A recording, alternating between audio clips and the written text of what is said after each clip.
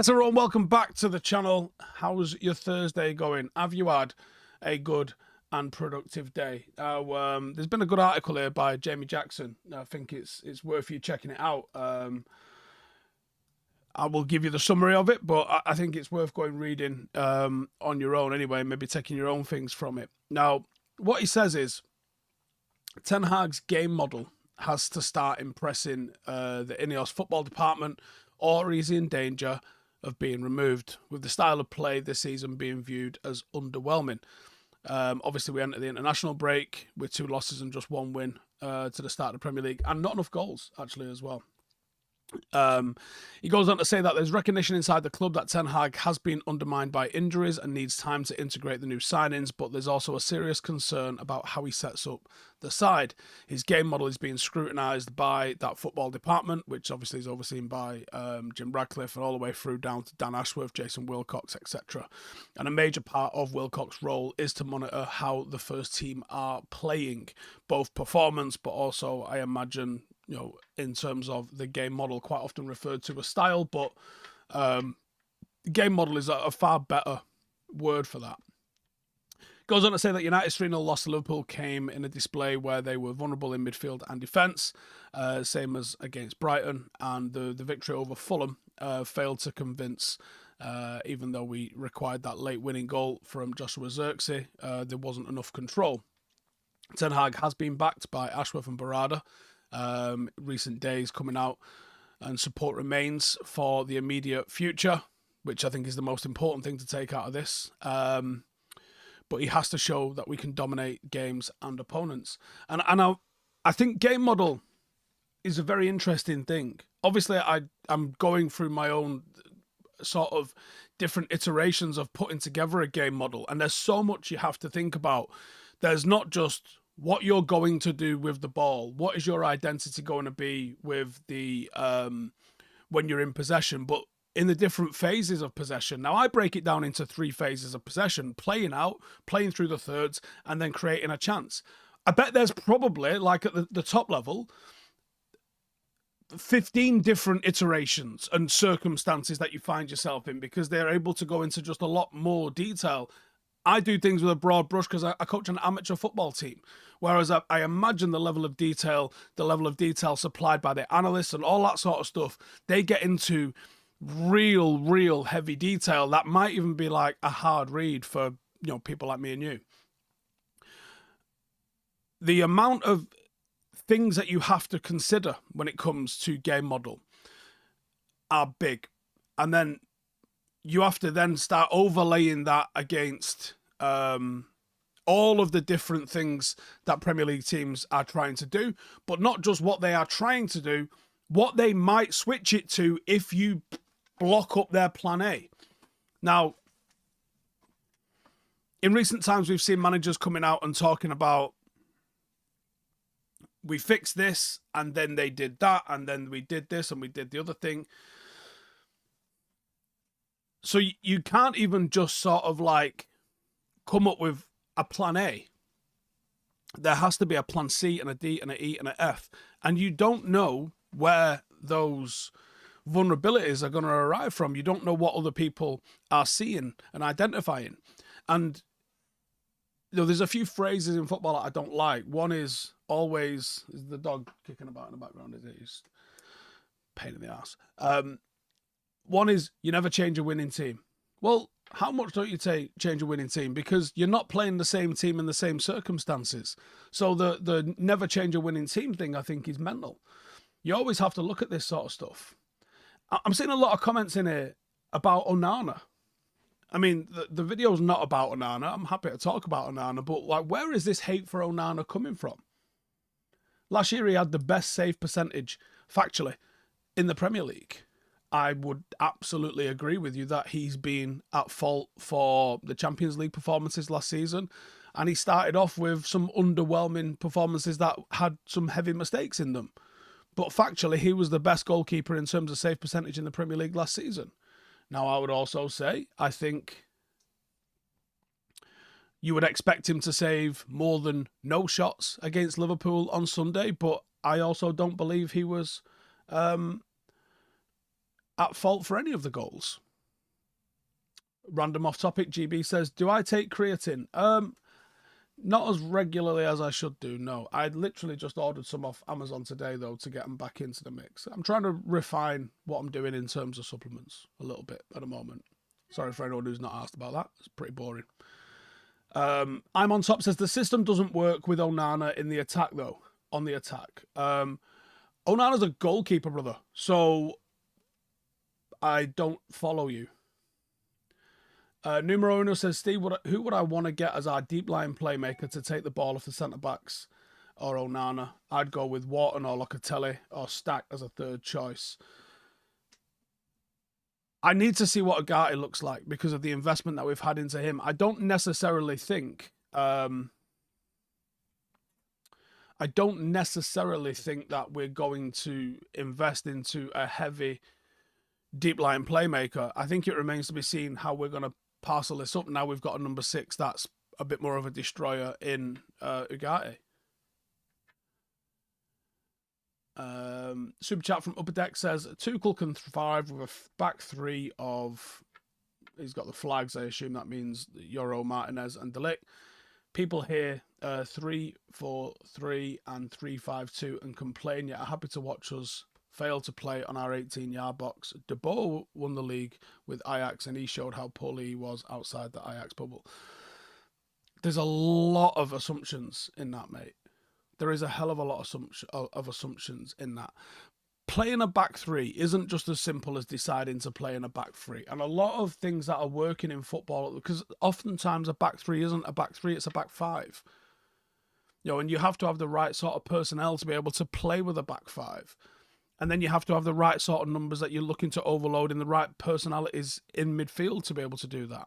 And you say you want to play a 3-5-2. Okay, well, who's the 2? And how do they play? And are they used to playing that? And are we looking across the ball or are we looking to advance it in different ways? There's so many ways. There's so many ways that it can all shake out. And so many things to consider, not least of all.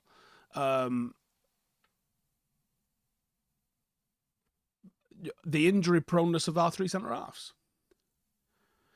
Naeem says, it's a team game and you can't blame individuals other than their fitness and skills on the ball in a team game. That's nonsense. Of course you can.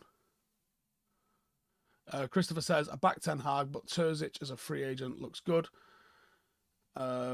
David says, Onana has to go.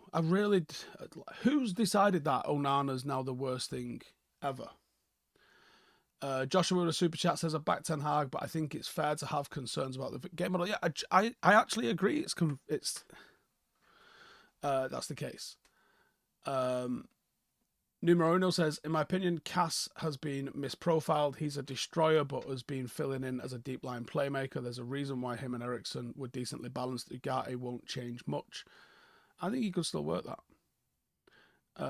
What's my opinion on signing Rabiot? When's this all? When does the window shut for the free transfers? Because I thought it's already passed already. Jeremy with a super chat there says, evening Steve, do I think football is going to change into a new model direct play? Real Madrid play, perfect direct play, best content on YouTube. Cheers, pal. We touched on this in the review or player ratings this weekend just gone, in terms of we're looking at United making mistakes in playing out and discussing how the reason playing out became the preferential model was because pressing wasn't as prevalent. Certainly not from goal kicks and stuff. Certainly not with the vigour that we see people pressing at the moment. And when you go long or direct up to a big number 9, you're looking at probably a 50-50. It might not even be 50-50. Someone might have done the numbers and gone, actually, this is like 70-30 in favour of the centre-half. I don't have access to that data. I'm just presuming and listening to people talk about why we decided to start playing out from the back. Well, in a nutshell, you play out from the back to have control of the football and feel like you can cross the halfway line with more certainty than if you just smash it long and hope for the best. You smash it long, hope for the best. You don't win that. The ball starts coming. You're under the back foot again, defending immediately. But I wonder if someone's doing the maths and doing the data in terms of when you lose the ball playing out, what's the percentage chance or the likelihood chance of you then conceding a shot? I can't remember if this was on air or off air, but me and Rio was talking about this on Monday. I think it only went out yesterday. He was saying when he watches his lads play at Brighton, he's got he sees all of the goals are now coming from errors when playing out on both sides of the pitch. And, I see that myself as well. I'm seeing that at grassroots football. Goals come from people fucking it up playing out. And then if you look at the Premier League at the moment, goals come from errors when playing out. United forced errors against Brighton. We didn't manage to score every time we did it, but we were forcing errors against Brighton and winning the ball real high up the pitch. And I wonder, is someone going to do the maths again and say, actually, even if we do lose the ball going long, the percentage chance of those ending up in a shot against us is 4%. Versus if we play out from the back and lose the ball, it's like a 50% chance that they get a shot off. And someone will do the maths and someone will go, we're going fucking long, mate. Every time. And that'll be a really interesting evolution in football. Now, it might not happen by this weekend. It might take another 6 or 8 or 12 or 15 or 18 months. It might never happen. But I'm just saying, what happens in football is there becomes a status quo. 4-4-2 was the status quo. And what happened? Someone went, let's go to a 4-3-3. We called 4-3-3 4-5-1 at the time. Because what we thought was happening was an extra body in midfield, just that one striker. It's 4-5-1, but actually we didn't recognise immediately that we're now positioning the wingers a little bit higher up the pitch, and it is a 4-3-3. And the reason we went to 4-3-3 over 4-4-2 was because, even though 3 is less than 4, the positioning of those players was 3 were playing up against 2. So you got the overload in the centre of the pitch. And that's all football has become at the moment, is trying to identify and create overloads at some point in the pitch. Is it against your back line? Is it in your bottom line when you're trying to play out? Is it in the centre of the park so you can establish a domination? Are you looking to try and get it 3 against 2 centre halves so you can exploit that? Football is based on trying to exploit an overload on some part.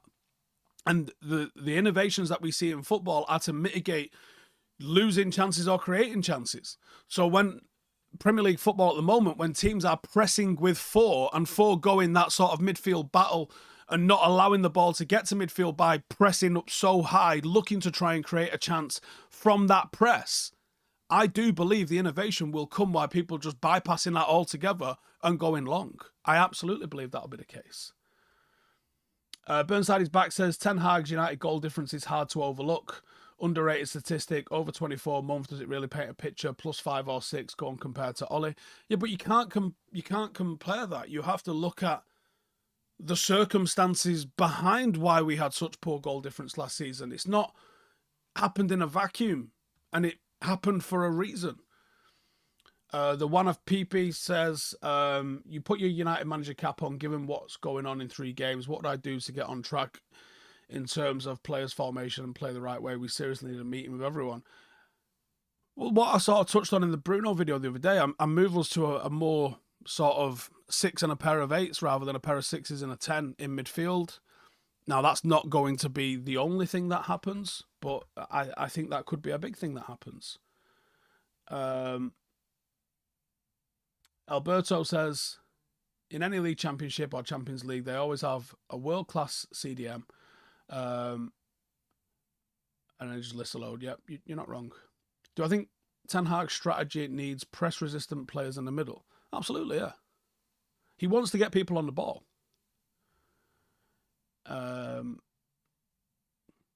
Marcus says, why do our fans think running more will improve the situation? That will only make it worse. Pass the ball.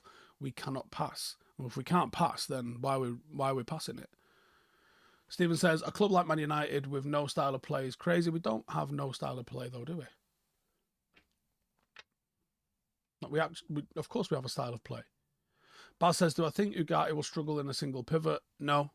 He struggled at this with PSG at times when dealing with a heavy press near his own goal. I think you've got different players and a different structure around him, both in defence and in the offence as well. So, no, I don't think he will. Thriller says, but Steve, do we look like improving our goal scoring in the near future? No, we don't. But I actually think that moving Bruno back might actually help facilitate that sort of stuff. Alex says, do I think the midfield gap is there because Onana needs 4 defenders in the box because his diving is questionable? Mate, you're putting a lot of fucking words into people's mouths there. If his diving was questionable, how did he save the highest percentage of shots in the Premier League last season? Fucking hell.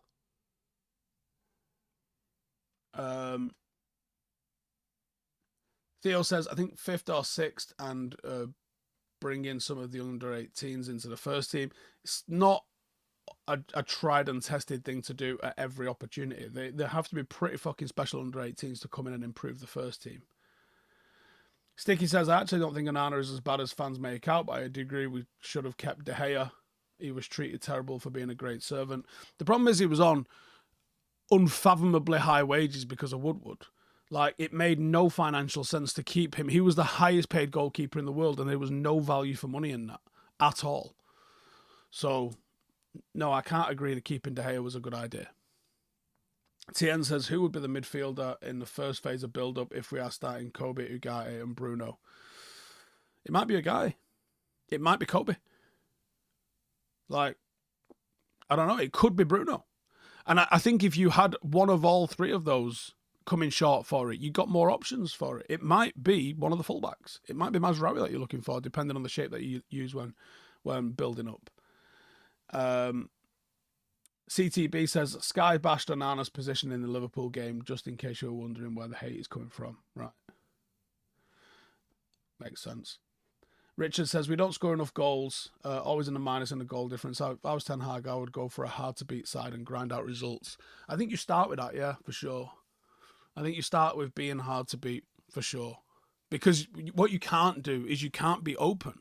If you're a team that doesn't score goals, you can't allow yourself to be open. Because you can, like I said this already, but at weekend when we was watching United with my dad, I was like, I think we can grind a win out here.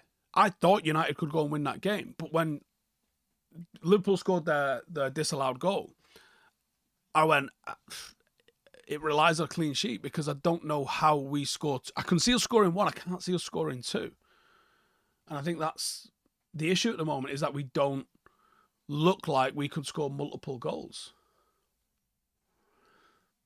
Numero Uno says, one thing I noticed against Liverpool as well, as soon as we got on the ball, our front 6 would run away from the guy waiting for a hoof. Yeah, there was a little bit of that. There was a little bit of that. I think there's got to be a lot more rotations in there. Bexy says, will Casemiro start against the Saints? I think it's a big decision. I couldn't tell you that. Chris says, it's years of mismanagement to bring United to this level, but people expect Ten Hag to solve it immediately. It's his first window where they got rid of the deadwood and players for the future. Give him time. It's far too sensible, mate. You know, people aren't looking for sense. They're looking for immediate, like, hard-hitting headline actions where that's that one. Matt says, Shaw's fit and starting. Who's my starting right back? Mazraoui. And I'd probably, at the moment, I'd be keeping Dalot. Why would you fucking drop Dalot from left back to play Luke Shaw? Nah. He has to fucking earn that spot in the team. Tyler says, hard to beat is why United focused on defence this window. I hope that's the case. Yeah, I hope this is the case.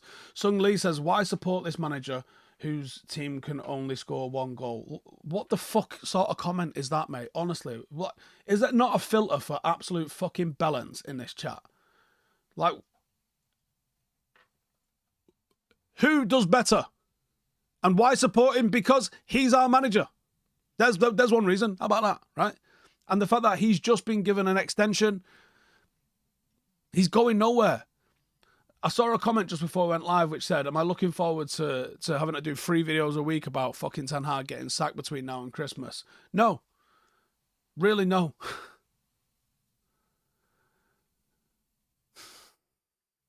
BPM says, I can't fathom Van Nistelrooy being there as a coach and not getting through to our front 3. You got to remember, God, this fucking comment. You got to remember, half of the team wasn't there during pre-season. So they're only having like a couple of weeks training with him at the moment.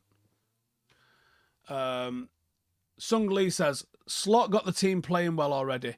Did he?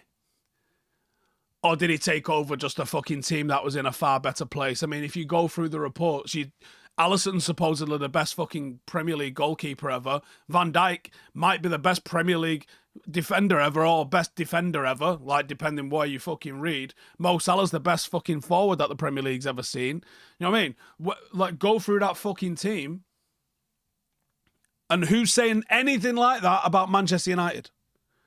You know, they didn't bring in anyone, really, in the summer. So he's not got to bring new players in to try and get them used to a different style of play. And actually, Slot's not really changed how Liverpool play at all, has he? I think they probably look a little bit more structured without the ball. Outside of that, they don't look looking much different. So what do you mean Slot's got them playing really well? Or they was just fucking pretty good anyway. And actually, a few places better than Manchester United anyway. Fucking hell. Ginge says, why don't teams leave 2 players on the halfway line on defensive corners? Too many times we lose the second and third balls because we're so deep. Why have teams started putting 11 players in the box at set pieces? What the fuck is all that about? I would love to start seeing teams leave 3 and 4 forward just to watch the absolute mindfucks of people when they go, oh shit, how do we deal with this? It's mental. Daniel says, I think fitness is an issue. Bruno, Mainu don't look right. Casemiro having a stinker was just one more midfielder playing below par. YHA says, I can't wait for him to go. Had enough, 500 million, all these players, and still plays like Stoke. Well, that's just obviously not... Did you not watch Stoke, I presume? Notch says, you have fans who think we can just rock up and entice Barcelona and as managers to come to manage a club that haven't won a league in a decade. Adam says, 12 permanent players now, Steve. He has to start playing ball. Cool. How many of them have actually played for him? And how many of them are playing for him? And how many of them are match fit? How many of them actually played in the game at weekend? And why did we lose? Oh, because a couple of mistakes. Right, yeah, sound. Okay. Aid says the international break is going to be a negative effect because Erik isn't able to work with the players and they're all away. Yep. CTB says, without Ugarte, we can't rely on Casemiro, so what do? We can't just play as a single pivot and ignore the fact he's not up to it. Sung says, will 3-1-6 will work if given more time? I think it will. I think it can. Yeah, I think it can. I've seen United building up in a couple of different structures at the moment. But yeah, I think it can work. Whether it does for sure or not, I don't know. Danny says, do I feel most online fans are under 25 and don't actually remember the good old days and standards they bitch about? Yes.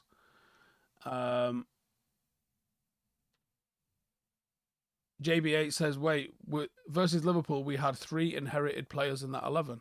Okay, but how many of them were match fit? You had 2 players making their debut.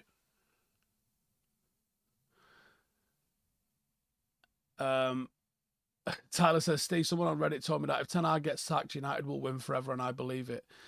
What I'm seeing at the moment is fucking fascinating to me because the revisionism on prior managers, I said the longer this time goes on, the better Solskjaer's job's going to look like at United. And people was like, fucking idiot, it's just PE teacher, doesn't know what he's fucking doing. It's come around. It's already come around. I'm already fucking seeing it online. Uchi Wally says, you can't just dismiss everything. There's clearly a problem. There's been a problem. The tactics aren't good enough. I'm not dismissing everything. I'm sitting here saying, yeah, I don't know how we fucking score goals. I'm sitting here saying, yeah, I don't really think the midfield's up to the fucking standard. What have I fucking dismissed? Jesus fucking Christ. Marcus says it's so selfish for older fans to gaslight younger ones because they've already seen it all. Or maybe fucking listen to some of the things that those older fans are saying because they've got more experience than you. And realise that shit takes time. Theo says Ollie hasn't got a job since. No, Ollie hasn't taken a job since. Ollie could have absolutely... I know for a fact that Ollie's had job offers and decided not to fucking take them. So, no, Ollie hasn't taken him.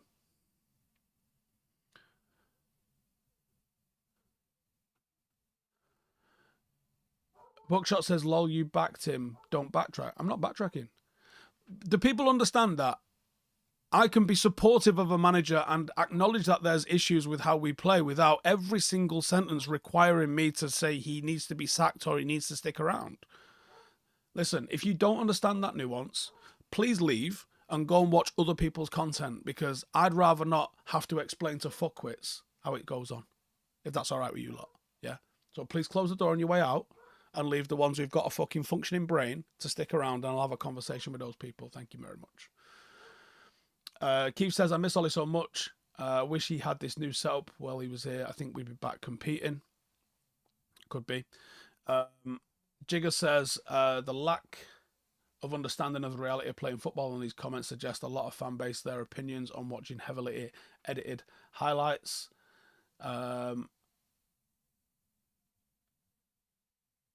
Danny says this, what happened to just being pissed at the current situation without being all Ten Hag out and get rid of all the players? It's draining, mate. It really is. And I knew this would fucking come in. I knew this was going to come in. The second that we lost and go into an international break, it's so fucking hard to want to make fucking content in these times, because everyone's in a bad mood and everyone just wants fucking instant answers. And the problem is, they're not instant answers. Things take time. That's the top and bottom of it.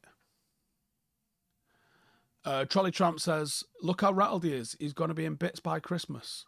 Mate, I'm fine. I just can't be arsed with fuckwits in the chat. That's not a rattled thing. That's me just fucking frustrated with idiots. No one likes dealing with idiots. Ask your mum. Do we think Anthony could ever improve at United? I'd be very surprised. Very surprised. Wu says, seen some questionable teams in my time, but Ten Hag is just not our man. We know it's a mess and time will help, but we are going backwards under him. It's chaos on the pitch. Well, it's not chaos, is it? It's literally less chaos than last season. We're literally taking about half as many shots on target against us as we were last season. That's literally improvements. Or do you not understand what improvements mean? That's okay if you don't. John says, what does everyone expect to... Oh, the fucking chat's doing that weird thing again where it's across multiple lines. It's so frustrating. What does everyone expect?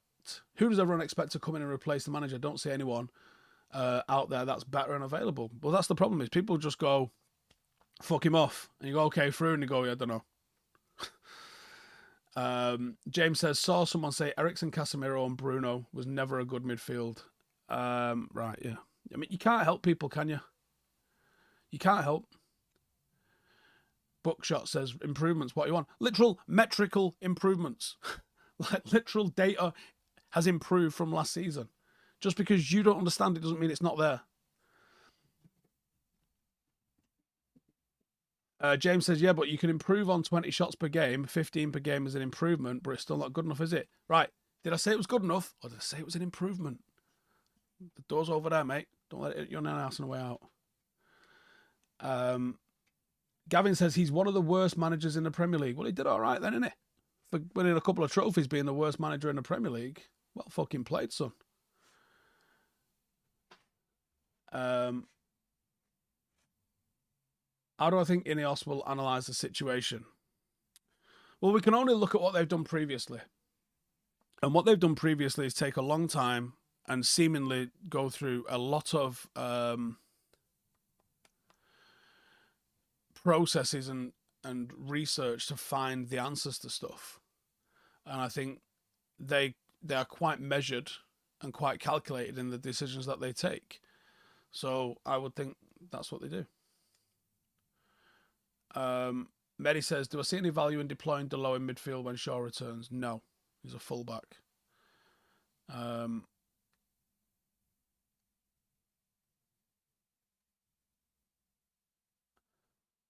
Luke says we just don't play the way Onana would benefit us. Would have been better having De Gea until all the players we need. Have people forgot what De Gea was like in his last couple of seasons? I feel like you might have done. Numero Uno says, why do I think we kind of abandoned the low hard crosses with the correct foot from the correct size. We cut Barcelona with 2 of those, but for some reason we don't do it often enough. Like, that's another thing.